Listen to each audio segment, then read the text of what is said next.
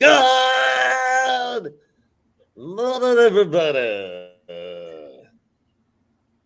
I'm taping. I like that us crazy guys, Paul Imig, Grant Bilse, we tape this in the morning. So it's like, as morning, it is good morning, everybody. Mm-hmm. I got my morning voice. The gravitas. I'm needlessly hungover on a fucking weekday. On a random Tuesday. On a random Tuesday in the summer. All right. I do need to tell you guys first about my Karen moment. I'm genuinely very excited to hear this. Very excited. Looking back, I don't think I was in the wrong. And I have to explain the setup of the grocery store so you guys understand what's going on. So, Metro Market in Shorewood, okay? It's a double-decker, 2 floors. Really? Oh, yeah. And there's like the first floor is like produce and the market style of Metro Market. Metro Market's like, hey, we're kind of like a public market. You place your butcher in a different spot. You're not like breaking ground here. So the first floor is all that, flowers, little cafe, Starbucks. Second floor is basically the grocery store. Huh. And the liquor department is like right when you walk in, and they've changed it now. You know, in The Office, when all of a sudden Jim had this office and Daryl had this office that never existed, and then it was just there. Yeah. Like they never explained how it got there. Yeah. Really, that always bothered me. So Metro Market did that with a liquor area. And they had this liquor area. They still have the liquor area, but then they have like an exclusive liquor area. It's like you can still get all your beer and wine here, but then not even all the spirits, some of the spirits are in this thing. And there's a cash register outside of it, but nobody's ever sitting there. So every time I buy booze there, I just check it out myself, and the lady comes over and says, okay, you got to be 18 or older to sell liquor, to scan liquor in a grocery store. You got to be 18. So that's the premise. I walk in, get my bottles, and I have many more shoppings to do. This was the first thing I hit. I parked on the first floor, went up to the second, grab a couple bottles. I needed to go get some soda. I needed to come back around. I needed to go to the first floor. I needed to get some fish.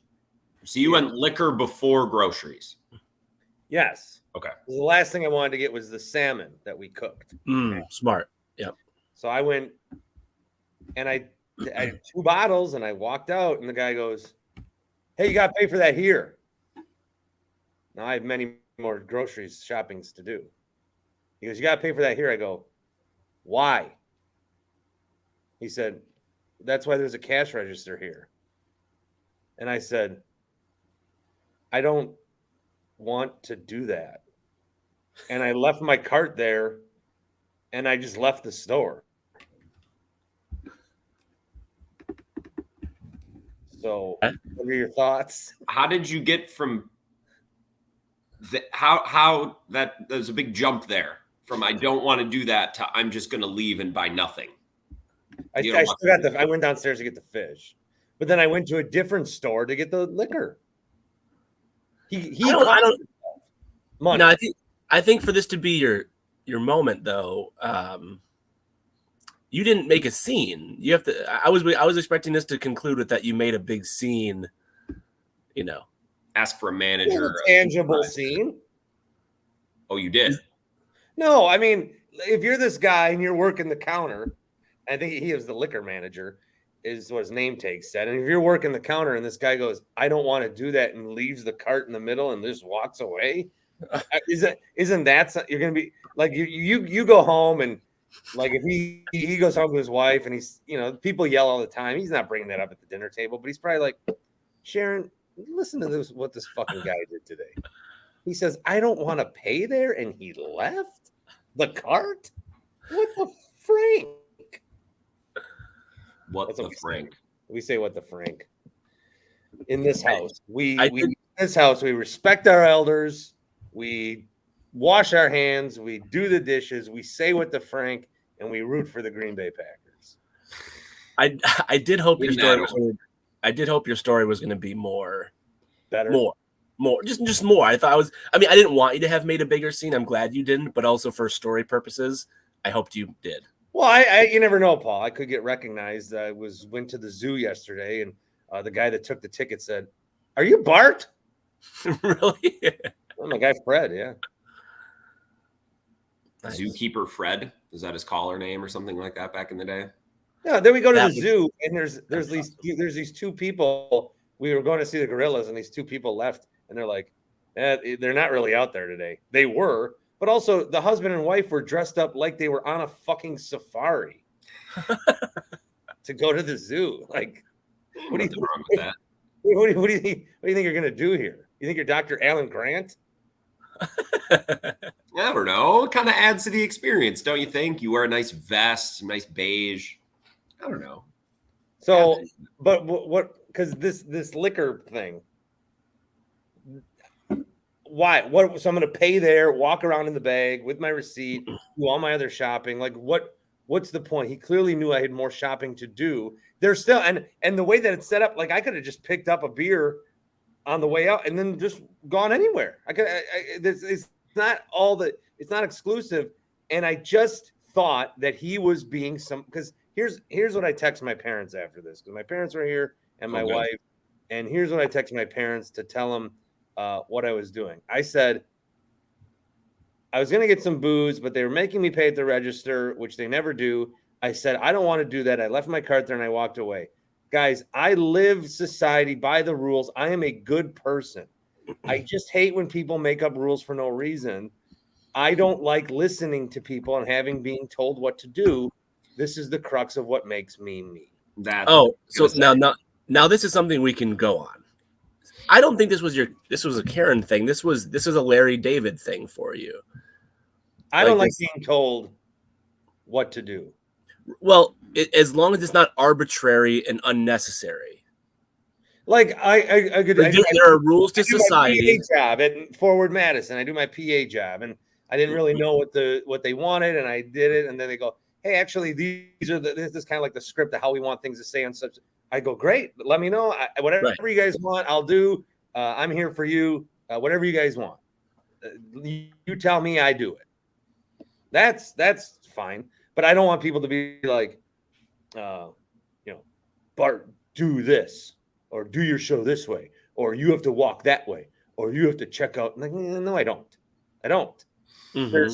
There's 50 fucking registers in this place. Mm-hmm. That's why you don't buy liquor first. That's why you end by popping in the liquor store. It's the last. But this guy's checking out my fish. He doesn't have a scale for that.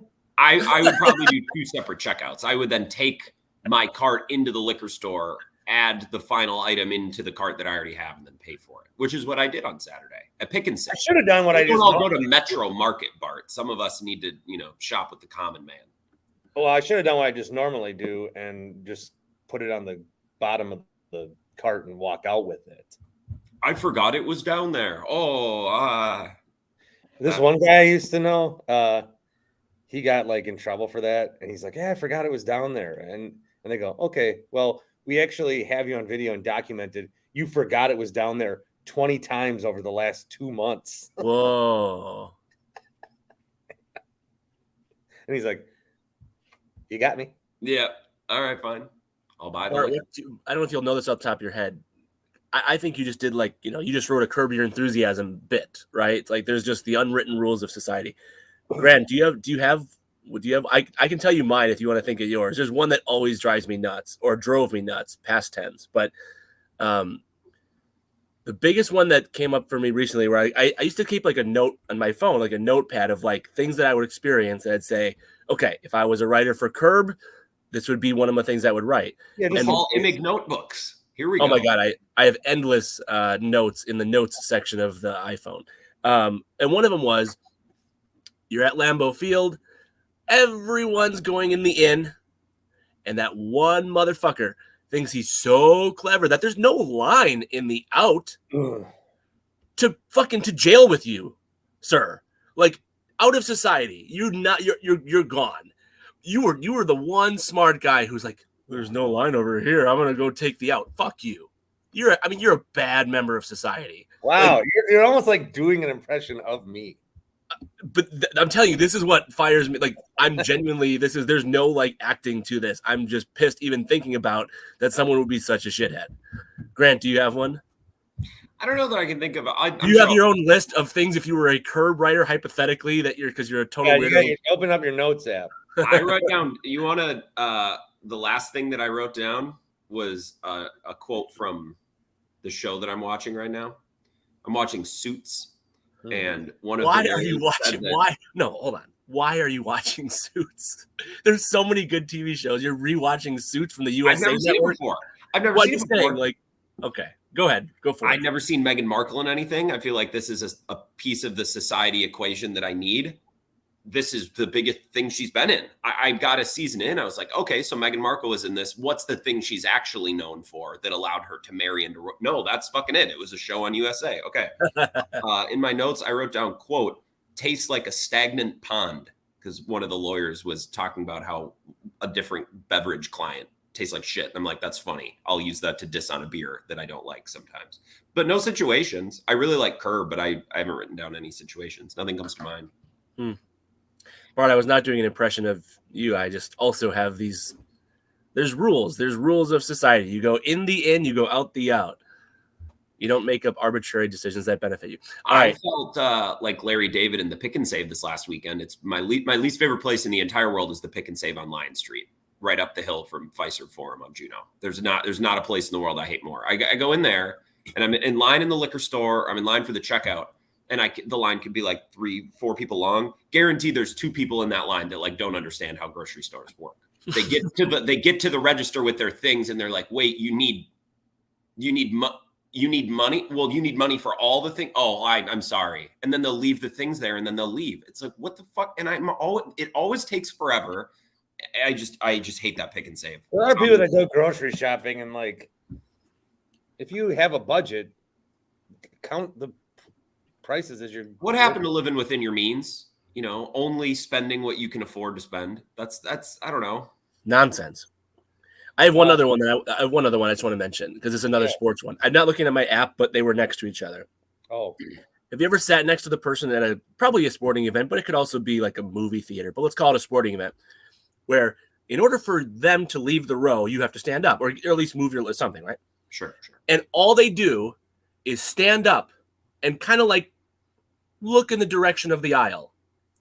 No, excuse me. No, pardon me. Like just like like I'm just gonna kind of stand here. You probably know what I would like to do theoretically. So what do you think? I don't want to say anything. I'm not going to be polite. I'm just going to stand here. Paul's going off today. Yeah, Paul even stood up. I think that Midwesterners go. I'm always standing. I just kind of like crouch, but we go over the top. Oh my God, I'm so sorry. I swear this last time. Oh my, like Midwesterners normally we go over the top with the aisle exiting, but you're saying some people they don't. It's specifically the one time I wrote it down. The things that my brain decides to remember.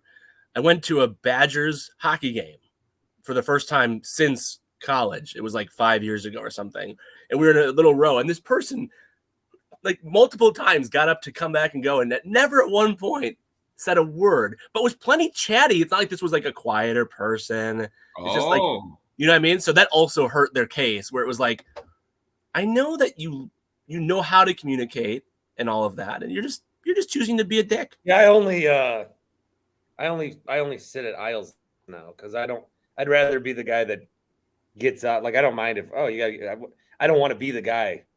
I don't want to be the get up guy. Yeah. I don't want to you can make me. I don't care. I don't want to make you. Do you have a consistent, which if you had to get out of an aisle, which way are you going past the person, with your butt towards them or opposite? How do you, or do you I go like I try to like get like a whiff of intercourse. I go front. No, I think I go butt. Grant? Is that the standard? Is that like I don't know the societal rule I here. think What that's the standard. Yeah, as I go, I make myself thin and I slide by. But I'm not a big leave. If I'm at a concert or a game, my ass is in that seat. Or if I'm at church, my butt is on that pew. There's no bathroom breaks for me. I will wait until the thing is done. And then I'm always so amazed. Like, okay, like NBA halftimes are very short, right? And people who have been to games at Fiserv Forum know, like, if you get up at halftime, it's a very good chance. Tighter than the normal arena. Okay, I didn't know that. But they did not account for the average weight of a human when they built that arena. The average weight. It is very suffocating if you're a fat like me. If you're a fat. All right. I don't even know what I was saying. But people who will come back with like 5 minutes to go in the third quarter because they just really needed that food item or that drink. Like, I'm like, you can eat or drink anywhere. You're going to miss 7 minutes of this 48-minute game. Eating at the ballpark is part of the experience. Then plan differently. Like, or like, I'm not saying don't eat or drink at the game. I'm saying like, I'm surprised that a person would opt to miss multiple minutes of the thing. It's different like in maybe a baseball game, but like you come back from halftime, like the Fiserv Forum is always half empty because anyway. Yeah, guys, I don't want to do this. That was me from before. Oh. In the liquor store. HappyPlaceHemp.com. Who needs liquor when I got the gummies? HappyPlaceHemp.com. Promo code is Bart. There's only one place to check out there. I'm trying to everything's got to be a tie-in and a transition. You're a callback. You're like a stand-up comedian. Yeah. And then she said, "Sir, that's a hot dog." You've been great. Thanks. Fond du Lac, you've been great. Thank you very much. Fond du Lac. Credits. Rosedale Elementary. HappyPlaceHemp.com. The promo code is Bart. Now, what is a promo code, you ask? Well, promo code is a couple of words put together that when you enter it on the website, it decreases the price from the original selling price to the promotional price. And so it's a promo code. The great thing about this promo code is the promotional period may not expire. The promo code Bart has worked since we started this and until forever. I could get struck by lightning, not do the podcast, and I would hope, and I'd be dead, and I would hope that 5 years from now, the Happy Place Hemp guys would still honor said promo code. HappyPlaceHemp.com. The promo code's Bart. They sell gummies and CBD and THC gummies, and they're very good, and they help you relax. And I think I might take one after this to kind of take a little nap. I think I'm going to take a nap today. I'm going to fall asleep to Daredevil Season 3. Take a little nap. To counteract the Mountain Dew that you're drinking? Yeah, the Mountain Dew, the coffee. I got some other bullshit that's gross called Ready. Huh. I don't know. I got it for free on one of my apps. What about just a big old jug of water? Just a big old bottle of water. Oh, I don't drink enough water. You know that. Oh, breaking Bart health news. I started my fitness pal up again. Count some calories. Atta boy. Yep. Let's go. And now the problem is after 3 days of this, I went from eating way too much during the day to eating very little because I don't want to hit my calorie count. But I eat even less than that because I want to save calories for the boozing I do at night. So again, I should just promo code Bart at happyplacehemp.com. What does it tell you your daily like goal calorie amount is? I set it at 2,000. So I did it differently where I put in like, okay, and whatever it was 13 weeks. If I want to lose the weight I want to lose with how big I am, it says like eat 1,300 calories. No, it doesn't. It's low, Paul. 2,000's. Yeah. Okay.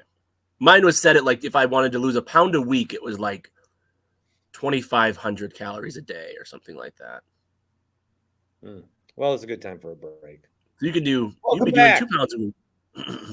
Huh? You just cut off Not a my go. welcome back. Tim will edit that in post. Are you going to the game, Grant? The game? Are you going to the Steve Thursday? Should I? Bobby Portis going to be there. Oh, shoot. I don't think I have anything else to do. I might as well come. I should come see what my city has to offer. I should go check out the Steve, I think. It's an international friendly. It's not a league game for Forward Madison. We've got some team I don't know how to pronounce yet. I should remedy that by Thursday. Probably should. As the PA. Grant, why would you not set up a media interview with the player of the day, Mr. Bobby Portis? Well, I'd probably need some help from the PA announcer at the game. Bart, what do you think about that? You do work on a statewide network now. I would not do it. I honestly don't think that they have he has time for it. I don't project statewide, Paul. Look at me. You project statewide. And in 6 years, you'll be selling used cars. God damn it. All right. That was the last bit. I get it, Joe. Did that really take you that 20 seconds? That took you a weird amount of time, Bart. Yeah, I didn't know. I was like I said, I'm fucking hungover as cat on a wire. Ask us a question. You teased your Monday episode was Brewers sweep the Reds and then you had Ohtani trade. I skipped the portion where you said you were going to propose. I was like, okay, I'm going to wait on that because I don't want to know what you were thinking on your own because there is that portion. I was just thinking, here's based on this website, here's what it would take, and I didn't really give an opinion. Oh well, but then I got drunk on Monday night and changed my Twitter profile picture to Shohei Ohtani in a Brewers hat. Well, I don't know which website you use. There's one that has always been very reliable and good with giving value, how much value, how many points is each player worth, and maybe that's the one you used. I get hard for points. And of course, because Ohtani, as one of the he'll probably will go down as one of the best players to ever play the sport.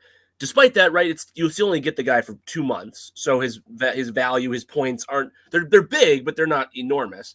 But he is 2 players. I would assume that's accounted for within the valuation. I don't know that they did. The Brewers here's how the Brewers could get to the Ohtani points on this trade value scale. 2021 first-round pick Sal Frelick plus 2022 first-round pick Eric Brown Jr. And that's it. No, but the Angels wouldn't do that. Is the problem? So hold on. So here's I'm going to start with it. I'm going to say according to the point scale. So Frelick, you're getting 2 first-round picks, recent 2 first. And Frelick, by the way, is not just a first-round pick. He's a very highly touted recent first-round pick. Frelick, Eric Brown Jr., which according to the trade value chart is enough, and then some extra stuff just to kind of sweeten the pot. As none of the big names, none of your top 10 Brewers prospects or anything. What I said was maybe a couple other 11th through 30th ranked Brewers prospects. Would you do Frelick, Weimer? It was Frelick, Weimer, Piamps, and no. Some other guy. Heavy. See, heavy. There's no chance in fucking hell that they're getting Ohtani. And then there's none. It's gonna be a fun 2 weeks of Brewers fans bitching about why didn't we trade for the most expensive rental of all time? It's never happening. See, but I'm gonna pretend this 2 weeks there's a chance. Okay. Here's a for you, and then we can go back to the trade though. It's more likely the Brewers would acquire. I'm thinking about Sabathia 2008. It's more likely the Brewers would acquire Ohtani, a rental, than Arenado, a long-term salary fixture that's going to be on your books for a long time. So more likely, in fact, that they would do a rental in Ohtani than a long-term pricey type Arenado, or that Ohtani is more likely of the 2 options. No, Arenado's probably more likely. Why? The Brewers you are know, gonna trade for Ohtani. but like seriously though, like what would stop them? Like what is stopping you from thinking that it's so outrageous that they would? Well, last year they were in first place and traded away guys. So yeah, and that was a different head of baseball operations, and 2, they've learned from that, presumably. They talked about the fact that they learned from it. So I think that so like there's people around here are cheap, but not. I don't know. There's one every time I do a fantasy draft with these Fondy guys, we do an auction bid, and everyone like hangs on to their money till the very end, and then has like $40 left over. It's like, well, I don't want to spend. It's not real fucking money. Like, get the guy you want. I'll go 30 on him, but I won't go 35. Why? It's Corey Seager. Spend. It's the first guy thrown out there. Always take the first guy thrown out, especially when you're in a draft with a bunch of Fondy cheapos. They don't know what the value is going to be yet. I say that though, and I did that this year, and I'm in last place. I don't know. I think like the Brewers could have a trade for Ohtani, leveled out and done, and then like Matt Arnold would have the paper, and he would like shit himself when it's time to make the call. He'd be like, "Okay, yeah." I don't feel like they can't do it. I think the good thing is though is that because anyone quit here. He what? What was that? He wears 17, and that's already unofficially retired for Jim Cantner, so he wouldn't come here. Well, it's not up to Shohei Ohtani. Okay. And I don't see. God, I think honestly, it is more likely the Brewers move in the next 10 years than it would be they have Shohei Ohtani on their roster. It is like I don't think that it's not even like a non-zero thing. There is no chance. See, I in hell. I disagree. I mean, the chances of the Brewers signing Ohtani this offseason is -1 billion. Like, of course, so they're not giving trading for him is -999. Those two things are completely separate, and in fact, like opposite correlation. Because, like with Sabathia, and they're going to toss him some bullshit like offer in the offseason. But it was never going to be competitive. They're never going to sign Shohei Ohtani in a million years. They will move in the next 4 days before that will happen. But trading, I think you're overestimating. Yes, this is not me like lessening. Well, the Angels are also a team that this guy does not want to trade them. He don't. He doesn't want. Artie Moreno was the owner when Shohei Ohtani was traded on his resume. But by the way, I think the most likely thing is the Angels fucking keep him. What the Angels should do, a terrible decision. What the Angels should do is they should trade Ohtani and then sign him this offseason. That's the best way. This is why I said, guys, I'm on CBS Radio sometimes. Zach Gelb Friday. Sunday I'm on. Writer next Monday through Thursday. Gelby again. But the Angels, they can't convince Shohei right now. They can't look at him and be like, we're committed to winning, and then hold on to this greatest trade asset of all time. Right. And, flub their way to another losing record. To convince Shohei to win, you have to trade him to get your team better. Yes. That's how you get them to win. I mean, but he won't come back. If this was the NBA and there'd be bird rights and you'd have like an advantage to sign the guy because he was on your team when the previous season concluded, did we just lose Bart?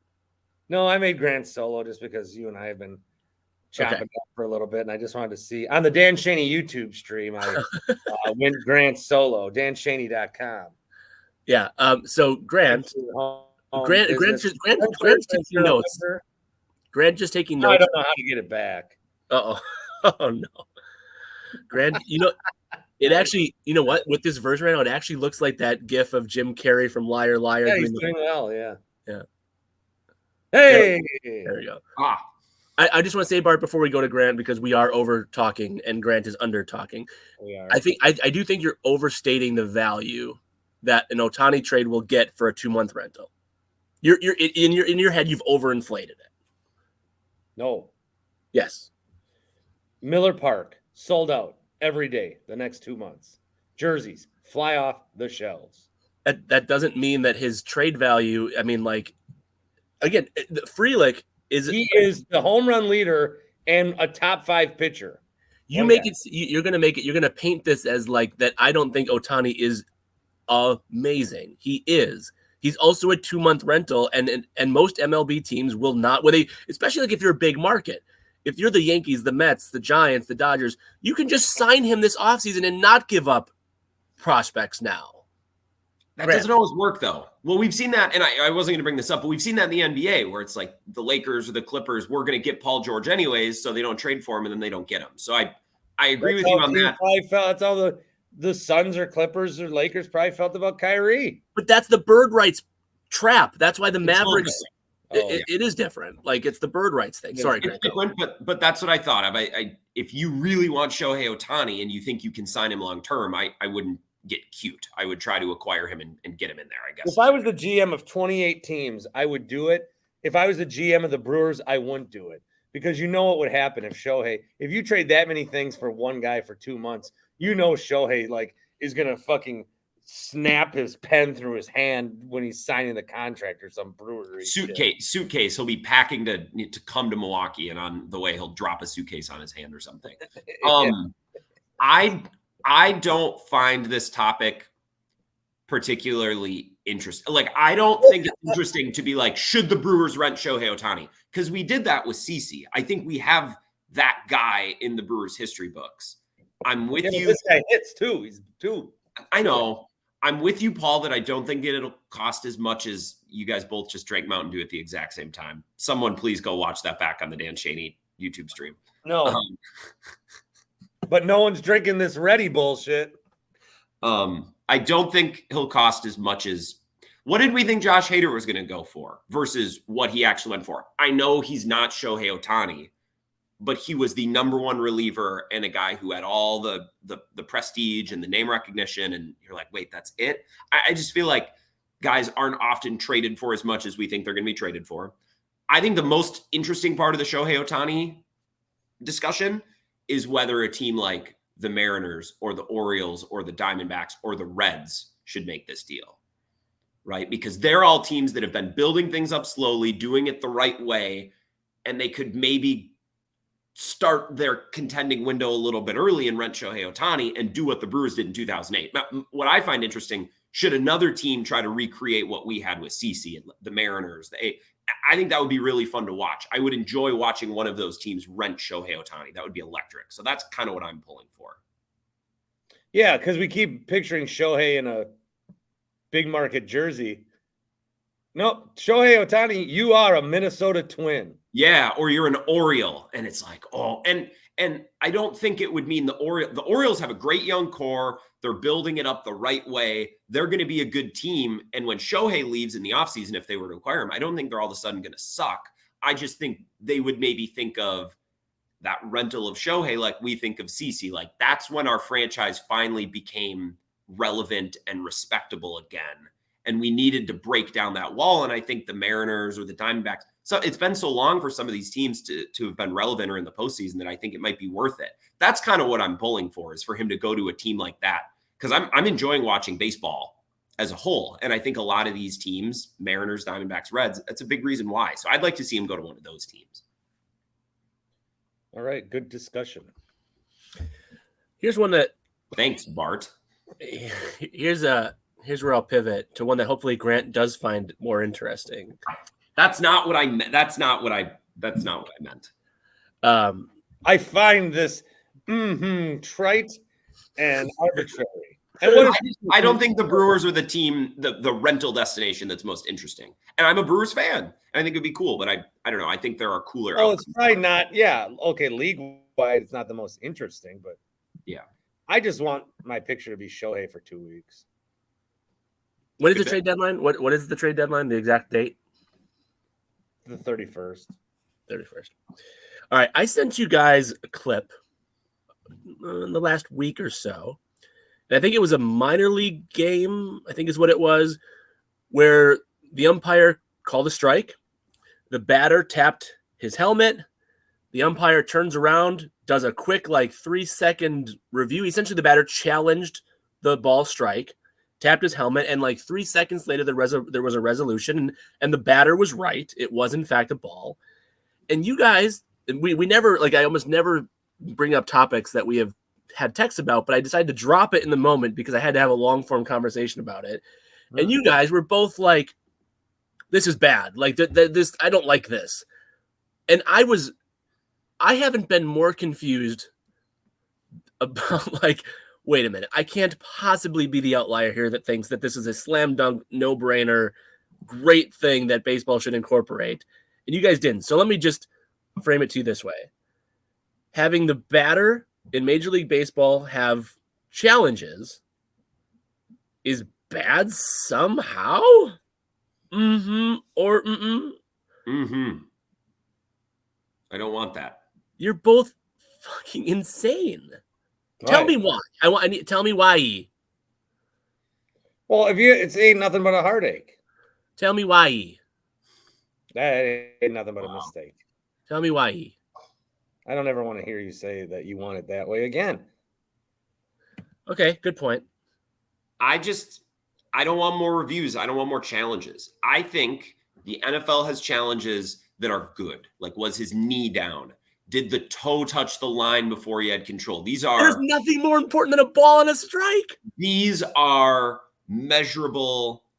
These are not judgment calls. That's why challenging a ball and a strike is not a judgment call. That's why challenging pass interference it never works.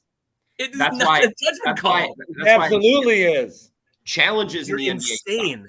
Because how is it not? Judgment calls. I don't want it in baseball. The precision of what they have the technology for to within microscopic detail that we're exactly across home plate. If at any portion across home plate, it is precise. It is not a subjective call. Oh, was that a ball or a strike? No, it was. I'm not sure. It could have gone either way. That's not correct. It's been that way for 150 years. Because technology took a while to catch up. Why do you think they took 12 years to make the next Avatar? Because technology had to catch up. Oh, Christ. Why? No, Jesus. So when Abner... I am not... I might be in the minority of this conversation, but I can't possibly be in the grand scheme of baseball fans. This is Abner and his boys. Abner Doubleday, founder of baseball. We're sitting around the fucking chicken coop. Fucking, how do we the guys? So you're telling me he's gonna throw it to me, and then I'm not it can't just be wait till the guy swings for a pitch you like. So there's got to be some system of, we'll call it balls and strikes. Yeah, that's great. But what is the zone? I don't know. Fucking chest, knees, somewhere around home plate. Oh, okay, that makes sense. And now, 150 years later, we're like, it's a precise measurement of this, and it's gonna be in this square, and everything needs to be regulated. I mean, 150 years ago, the sport's invented. This guy don't know that there's gonna be planes. This guy doesn't know that there's gonna be computers in your pocket. This guy doesn't know that there's gonna be ready sports drinks that have real food as a carb source. This shit is gross.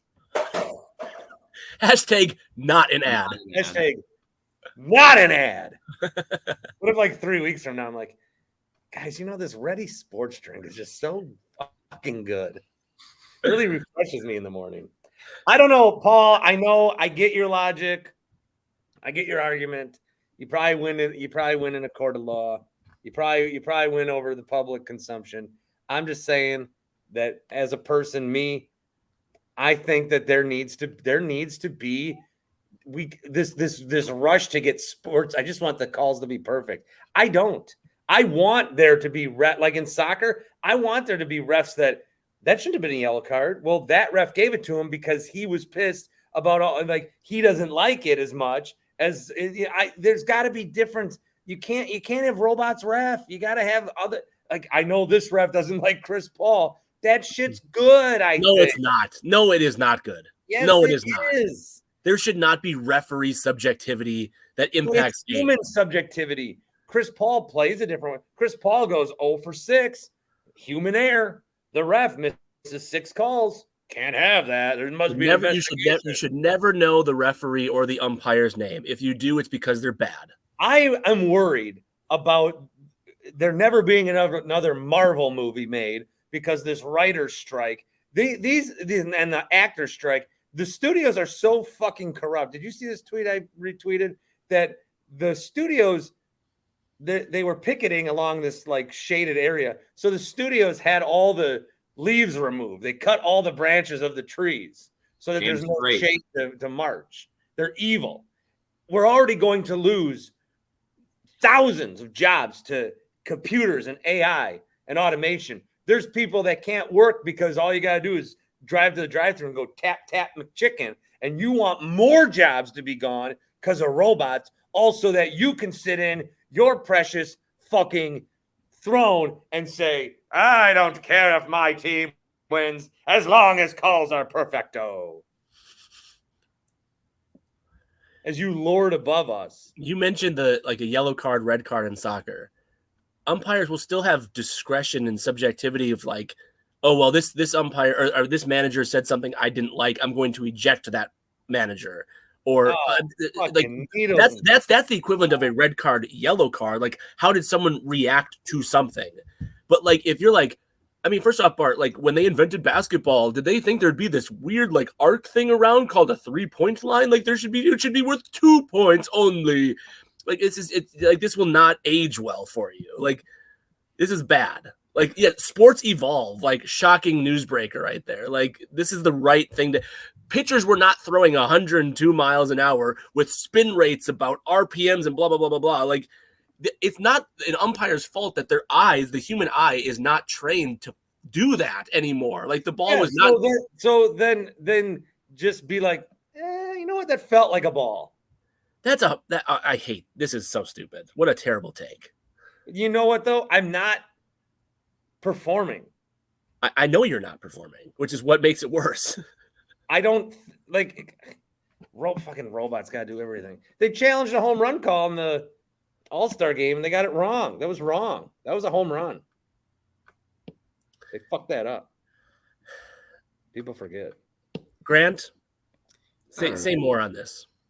I, for the most part, agree with Bart. Paul, I think you're so concerned with getting things right, and you're so concerned in perfecting things. Yeah, You're not considering what this will do to sports and sports discourse. You want to pave heaven and put up a parking lot is what you want to do. Yeah, you do. You'll be like, look at all these great parking spots. Look what we've accomplished. And then you'll start to think, oh, I remember when we used to be able to talk about this and this. And I remember when Bill Schroeder on the broadcast used to say this funny punchline when the ump would get this wrong. And these are the things that we're going to lose if we keep striving for progress for the sake of progress. And I'm not performing either. I think there needs to be a certain human margin of error in sports to keep things in balance. There needs to be a natural ebb and flow between the manager in the dugout who's saying that's fucking terrible and the ump who gives them the enough. I think that's a dynamic we need in baseball. I think we need that. I don't want to lose that. Feel free to cut this next 5 seconds if you want, but I'm going to say this. My 2 liberal friends are anti-progressive in their sports. What a world. I'm anti-progressive in sports, and I think I'm also against Bart in this writers-actors strike. I'm on the actors and writers side, but also like Marvel lights $300 million on fire every show they make. And they're like, why aren't people watching? It's because it's the 100th Marvel show that's not bad. I'm sure it's not, but maybe they shouldn't have made 200 shows before it to get to Secret Invasion. Maybe people would actually watch that's a bad take. All the shows have been fine. The problem is they're like featuring not white men. Okay, well now we're troll. Marvel's coming out with a superhero. I don't want to watch this teenage girl. Well, then you don't want to watch Marvel. Well, that's another thing. We are conditioning people to not be fans of characters or content, but instead be fans of brands. Barton, we have people like yourself, and it's not a bad thing, but you are a Marvel guy. Marvel can put out 3 hours of guys just sitting there twiddling their dicks, and I'd watch it for the fucking. I love Marvel. That's what I'm saying. I don't story to continue. I don't want to be a fan of IP or a brand. I want to be a fan. I love IP. I'm a fan of IP. Aren't you a fan of Bart Winkler Show IP? Yeah. And I don't know. Yeah, I am. Yeah, I am. If I put out a week of shit, I was going to say, and sometimes I think that people are fans of your IP, so then you can, You think I'm dogging my content? No, that's not what I'm saying. No. You think I'm putting out schlock because I know people will come back? No, you've never once on an episode of anything you've ever done been like, I just can't wait for 10 o'clock or blah, blah, blah. We're fan. This is the world in which we're living. We're conditioned. I'm a Star Wars fan. I'm a Marvel fan. I'm a Bart Winkler fan. And I'm going to eat up whatever they serve me because I'm loyal to the brand. And it doesn't really matter if the content is any good or if there's too much of it. Well, the content is good. With Marvel, I think the content is good. It might be. Secret Invasion is probably what Andor was to Star Wars. It's like, this is actually a unique, good show. The problem is it's followed so much shit that's just been manufactured to keep us sitting at the table eating. No, it was weird because the guy's like, Gravik's like, we got to pretend to be the Russians. And then he has a fucking Groot arm. That was weird. I don't know what that means, but yeah. I'm enjoying following the writer's strike. Oh, you're on mute. You muted yourself, friend. I don't know how that's happening. Usually a button turns off. I didn't touch anything. I'll just say, Bart, you said, no, all the Marvel shows are good, but you can rewind the tape, and 2 minutes ago you described them as being fine, at which point I was going to chime in and say, well, that's a high bar for something to get Bart to watch. If it's Marvel and it's fine. So I don't know, is it good or is it fine? Which is it? Huh? The real problem with Marvel is that Endgame and Infinity War were so amazing because it was the culmination of a story. Everyone was there. And then everyone thinks that WandaVision needs to be Infinity War. Like these guys can't tell their own story. Well, first off, WandaVision is the best thing Marvel has ever done, period. WandaVision was very good. WandaVision is fantastic. Falcon and the Winter Soldier. Much better than people give credit. Is that similar to Falcon and the Winter Soldier? I was going to say, I'm not familiar with Falcon. Loki sucked. Great. No, it wasn't. You didn't like Loki? I watched it because of your recommendation, and I did not care for it at all. Now it's personal. I didn't like the episode where they were in some fucking time place. What If? Yeah, that one kind of drained. That was a Creed song, and Creed is coming back. Hawkeye is a lot better than it gets credit for. Moon Knight, I can't wait to watch again. Miss Marvel was good. She-Hulk was acceptable.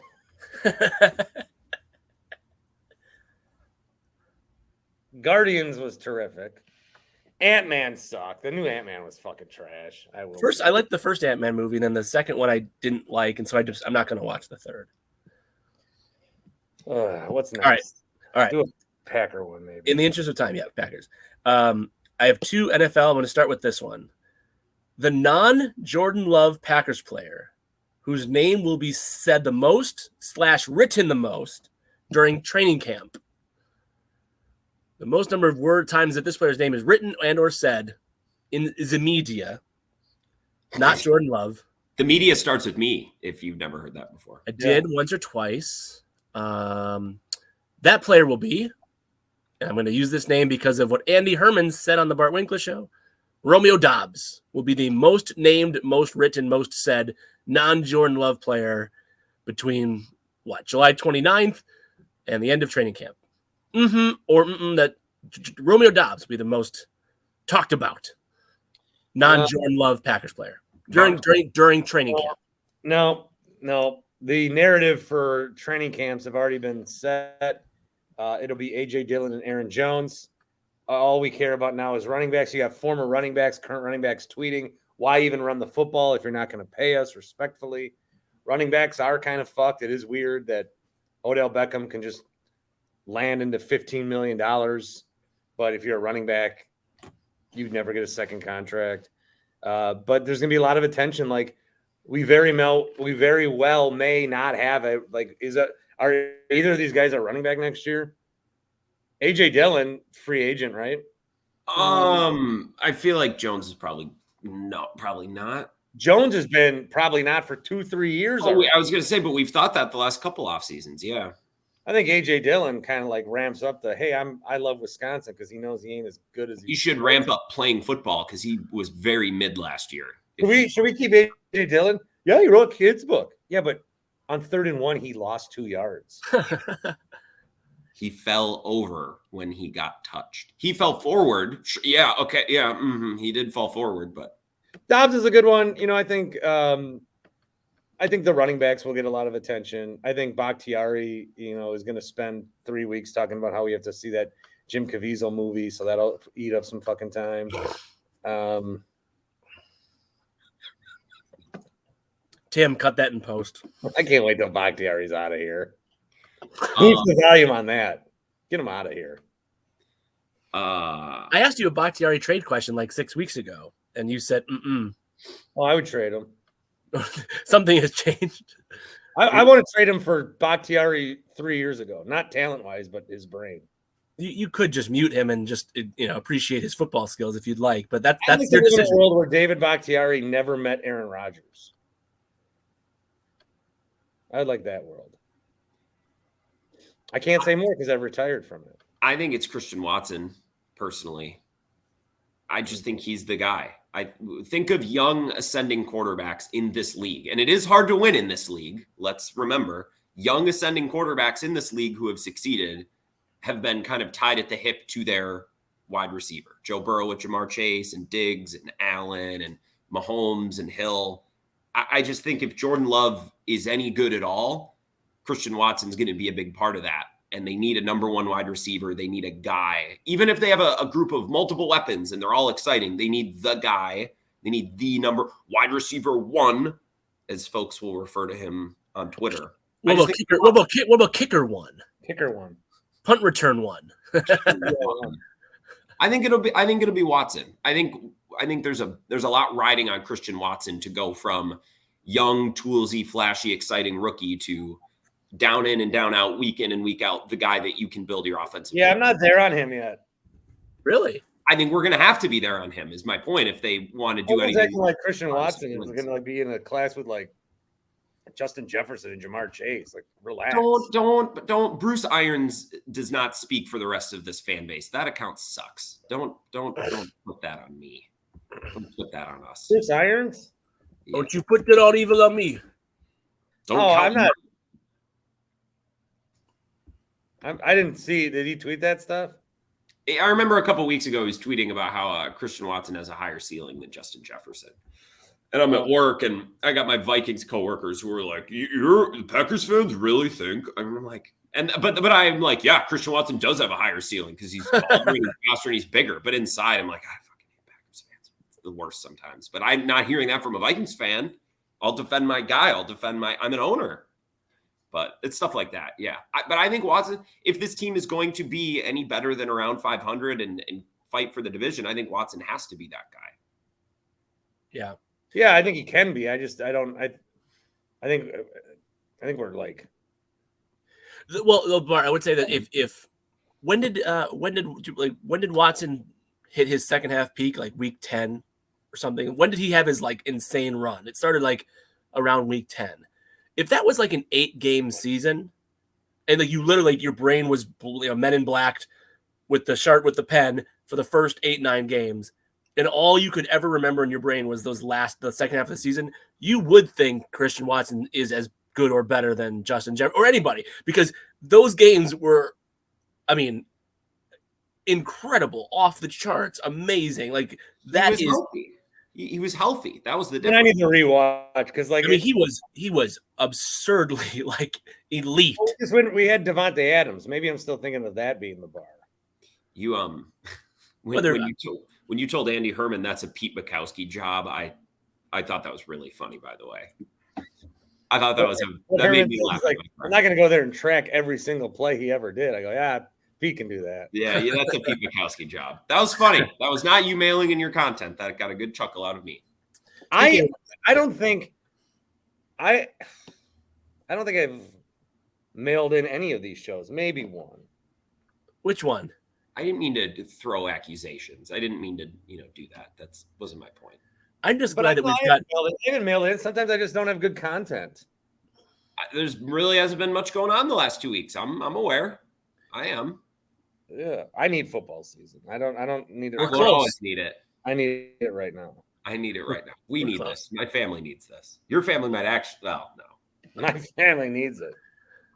I think the only thing you ever mailed in. I'm piping up this Ohtani Brewers shit just to maybe scratch a few listeners. I don't believe that shit. I don't want them here. Fuck them. Just kidding. Bart, did you get any other messages from people? Like, what was the reaction to how absurdly scared you were being in the Brewers parking lot? Like, what other comments or voicemails have you gotten about you? Because that episode should have come with a trigger warning for people like me, because like I was so anxious. It put me like I was nervous listening to it because I was nervous. Yes, and trust me, you gave that impression. Don't worry. What were some of the other comments or feedback you got from your episode there? Because that thing was going nowhere fast, and then Tim Allen saved the day. I don't think it was going nowhere fast. Unless more, people would have come up to you and asked you for directions to Harley Fest. That was the best part up until that. Just follow the hogs. That's what I would have told them. Tim did put me at ease, though. Allen. Tim Allen did, yeah. I related to you because I am the guy who's not a rule breaker naturally, even like minor rules. I don't break.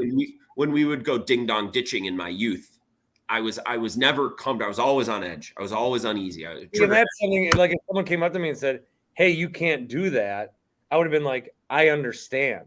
Mm-hmm. But if a guy goes, "You can't buy your liquor anywhere but right here," I don't understand. I don't want to do that, he says. I don't want to do that. Yeah, so I'll be honest, Bart. Like, I'm not saying if you said, "Hey, you want to go record an episode in the Miller Park?" Oh God, I did it. You've got me doing it. Do it. So then just go finish it. It's fine. I'll call it in the Brewers parking lot. I would have said no because I don't know if that's allowed. So I'm not. So I also would have. I just would have not done it, even though it's probably totally fine. But if I did do it, I probably would not have spent the first 30 minutes verbalizing my concern every minute. All right, I have one more topic for you. Well, actually, I'm sorry. I'll send you all my shows before I post them. Great. If you, I just was surprised you kept going. By the way, were you? I saw the clip, obviously, that you posted on Twitter to promote that episode. When that woman came up to you looking for directions, were you already outside on the lawn chairs at that point? Okay. We were recording the show. Yes. The way that you, because I heard the episode before I saw the video, and the way you described it in the podcast episode was, you said she really had no questions about the fact that we're sitting like this, and I pictured, I don't know why, but I think it's the way you described it. I pictured you and Tim in the back seat of your car. Oh, I said back seat of my car. Yeah. You did. Okay, so I'm not making that up. You said back, so I was like, yeah, she should have had questions. Yeah. But if you were just like outside on lawn chairs, then it makes sense. Last one for you. The New York Jets are officially on Hard Knocks. I will I see your look. I will editorialize and say I don't think there's been a time in recent years where I have left Hard Knocks not rooting for the team that was on Hard Knocks. It's edited in a way that makes you root for the Hard Knocks team. You are worried Hard Knocks is going to get you to root for the Aaron Rodgers-led New York Jets. Maybe, but for those of you who would have rooted anyway, right? Because I'm talking to the audience of especially Bart here, because I know how anti-QB he is. But like, it's going to get you to root for the Jets more. Like, you're going to become like a Jets fan if you were already like kind of a pro Rodgers guy. But for the sake of Bart and Grant, you're worried a little bit that Hard Knocks is going to turn you into a pro Jets 2023 season fan. I don't think so. I'm not like anti-passionately rooting against the Jets. I also, going into Hard Knocks hasn't started yet. I hear the comments from Sauce Gardner and Quinnen Williams and Rodgers and Garrett Wilson. a lot of these guys who've been in the NFL for 2-3 years at the most and have never won anything, and they're like Super Bowl this year. We're adding another trophy to the trophy case. It's like, okay, you guys will be lucky to have a very good season and maybe win a playoff game. Wow. And I kind of want that reality to smack these guys across the face. So I'm looking for that a little bit. I'm also not rooting for Rodgers to fail miserably. The story of the Jets and someone within the Jets, don't know who, but they don't want to show players getting cut because it's dehumanizing. I promise you where that came from. I have a good idea. That sounds familiar. Sounds like maybe we know where that came from. Don't want to assume, but again, it sounds familiar. I don't think it's going to make me cheer for the Jets, but I'm absolutely going to watch every second because I think it's going to be very, very interesting. I think it's going to be electric. Bart, before you answer, Grant, like if there's a very and there will be, Rodgers-centric episode, how much of that do you think will make its way onto the Wisco Sports Show? How much of that do you think will make it onto the statewide network that you produce? Like how much will this increase Rodgers talk on your radio shows? Probably a lot of both. I mean, there's not a lot going on with the Jordan Love Packers are not an interesting team, which I think is good. And I think that's what Packers fans have wanted. We didn't want the drama. Yeah. I don't really have anything to say about this Packers team until the season starts. I'll talk about Aaron Rodgers and the Jets on Hard Knocks, not obsessively. Like I will admit that Aaron Rodgers is interesting to talk about and makes for good talk radio. I'm not going to deny that. So I'm sure we'll talk about it on both shows that I'm on 100%. Yeah. Real quick, Bart, because I know Bart's going to delay. I'm not sure how he's going to take this answer anyway. So Grant, let me just ask you, do you typically leave Hard Knocks liking that team, rooting for that team a lot, a little, not really? I probably average an episode and a half of Hard Knocks a year. I almost never watch the whole thing. Whoa! I for the most part, lose interest. Wow. I don't like documentaries. Now I got to watch this quarterback thing. God. I'm not going to watch the quarterback thing. I didn't like Derek Carr and Antonio Brown. I remember the Raiders. I liked Mike McCarthy and the Cowboys when they were on it a couple of years ago. I liked the Lions, I guess, fine enough, but I probably would have liked those teams anyways. I think Hard Knocks needs the Jets more than the Jets. Like Hard Knocks, who cares? Everybody's creating their own content. Hard Knocks is yesterday's fucking news. It might be trending that way. Yeah. I said this about this is why I wanted off the ride. And even if there's like good or bad, even if this is not about criticizing Rodgers, but when you have Rodgers, you can't just watch football week to week. You have to invest yourself in Hard Knocks now and know what's going on. But also Bart, the last couple of weeks, there hasn't been anything to talk about. I don't think that's always a bad thing. Like a team. Now when Hard Knocks is on, I got Aaron Rodgers now. Towards the end, I'd almost watch McAfee's show, being like, "Oh, fuck, what's he gonna say? What's he gonna say? What's he gonna say? What's he gonna say?" And I would watch come on, give me one thing that's going to be a good topic for a half hour. It's not because McAfee was pregame for you. It was in the middle of the night. Yeah. Right. Your show could immediately react to McAfee's show. Mine, I had to watch everybody talk about it for a day and then get in the next morning. And in the timeline of the internet, that's forever. If he says something at 1:30 in the afternoon and you come on the next day at 8 a.m. and talk about it, you are so behind through no fault of your own. But that's an eternity in time of the internet. Do you have to? Yeah. Yeah.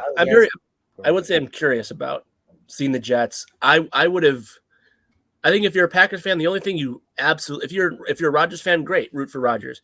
But the only thing you should truly Packers centric be focused on is that Rodgers needs to play 65% of the snaps. That's the magic number. Don't forget about this just because we're a little bit over. They're not doing that. What? What are you talking about? What are you talking about? There's no trade thing like that, is there?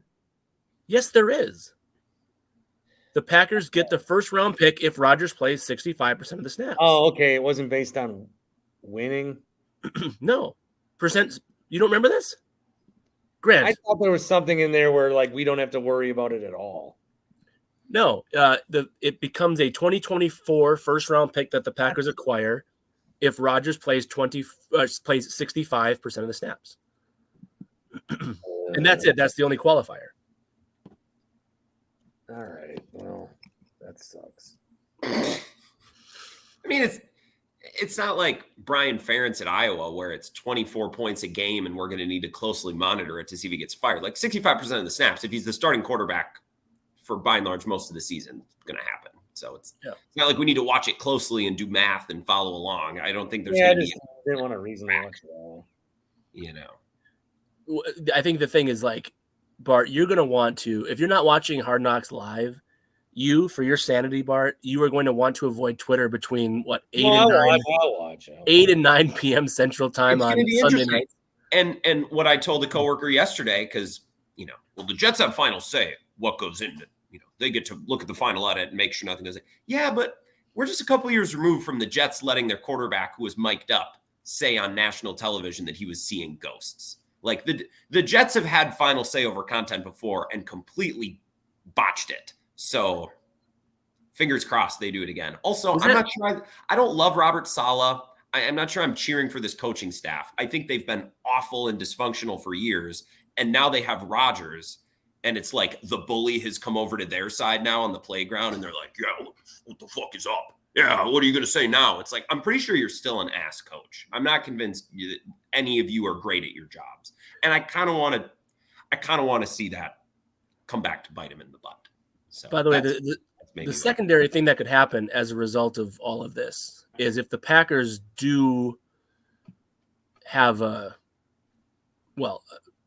less than impressive regular season and they don't make the play, the Packers could be the 2024 Hard Knocks team with quite ease, as long as they don't fire LaFleur.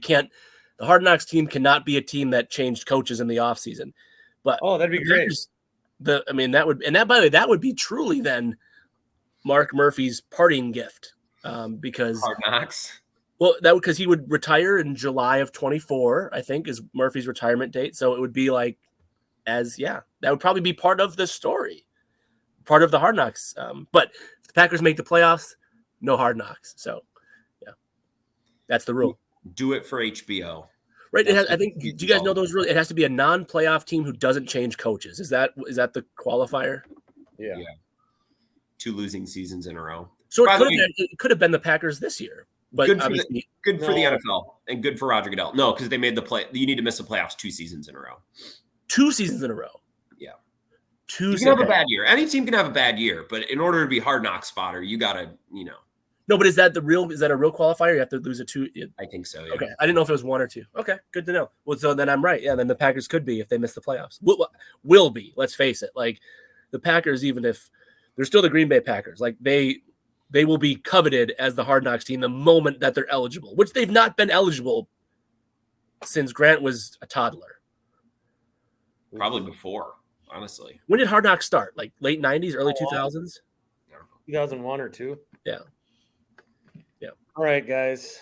I'm like nervous Grant has to go to his real job. So yep, I'm good. I got all my questions.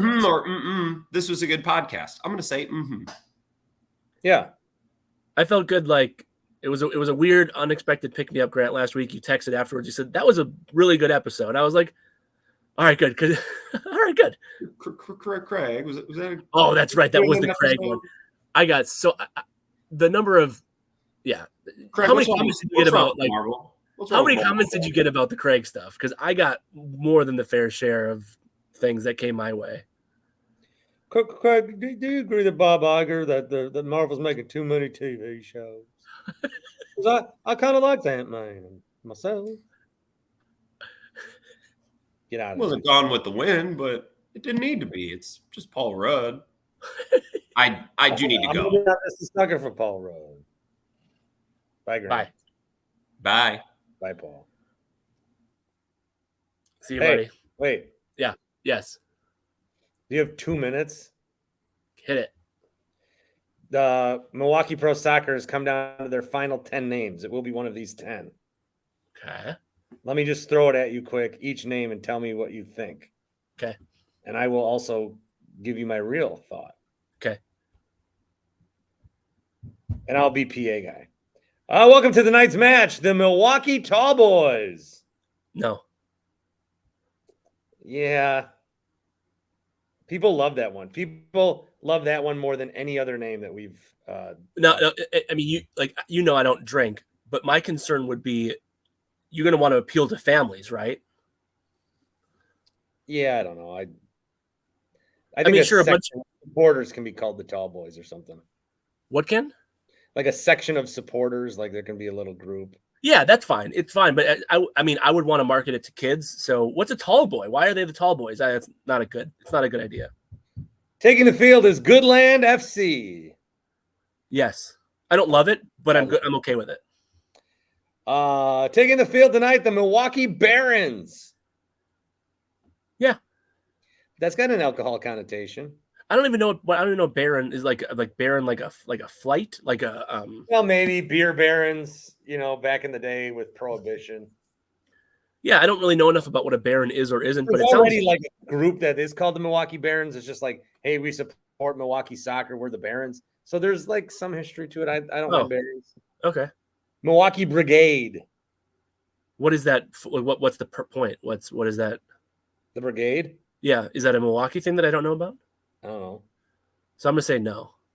The Milwaukee Iron. That was the football team for 2 seasons. No, I'd want my own. I'd want my own name. Fresh Coast. I don't get it. Why? Because we're on the coast of Lake Michigan. Why is it the Fresh Coast? Because it's not the West Coast. Or is it because it's not freshwater? Is the lake freshwater? Yes. No. Paul. It is? Sorry, I don't know these things. Salt water is the ocean. Is freshwater the lake? Well, and Salt Lake City's salt. Yeah. Okay. I think it's okay. Cream City. Just Cream City? FC. I don't want Cream City. I don't.